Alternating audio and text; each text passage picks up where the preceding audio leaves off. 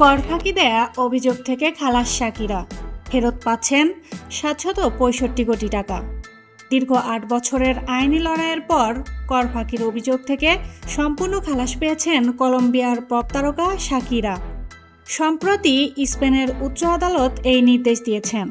British সংবাদ মাধ্যম বিবিসির প্রতিবেদন থেকে জানা যায়, স্পেনের কর কর্মকর্তাদের দাবি ছিল ২০১১ সালে শাকিরা স্পেনে ১৮৩ দিন বসবাস করেছিলেন, যা দেশটিতে কর দেওয়ার জন্য ন্যূনতম সময়সীমা।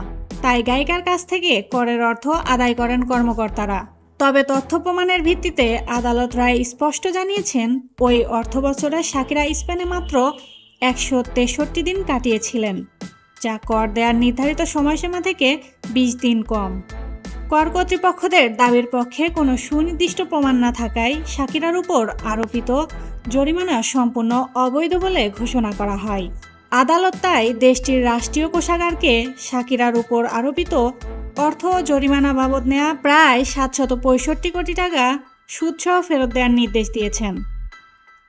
দীর্ঘ আইনি লড়াইয়ের পর মানসিক স্বস্তি পাওয়া শাকিরা সংবাদ মাধ্যমে তার অনুভূতি প্রকাশ করেছেন। তিনি বলেন, প্রায় ১ দশক ধরে আমার সাথে অপরাধীর মতো আচরণ করা হয়েছে, কারণ সাধারণ করদাতাদের ভয় দেখানোর জন্য আমার নাম ব্যবহার করা হয়েছিল। এখানে কোনো কর ফাঁকি দেওয়া হয়নি এবং প্রশাসন নিজেও কখনো তা প্রমাণ করতে পারেনি, কারণ পুরো বিষয়টি ছিল সাজানো। শাকিরা আরও বলেন, আদালত অবশেষে সত্যকে সামনে এনেছেন। গত ৮টি বছর আমার সুনাম নষ্ট করার জন্য সুপরিকল্পিত প্রচারণা চালানো হয়েছে। আমি অনেক রাত না ঘুমিয়ে কাটিয়েছি, যার প্রভাব আমার স্বাস্থ্য ও পরিবারের উপর পড়েছে।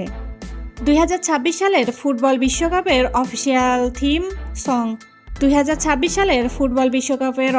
থিম সং দায় দায় গানে কণ্ঠ দিয়েছেন শাকিরা।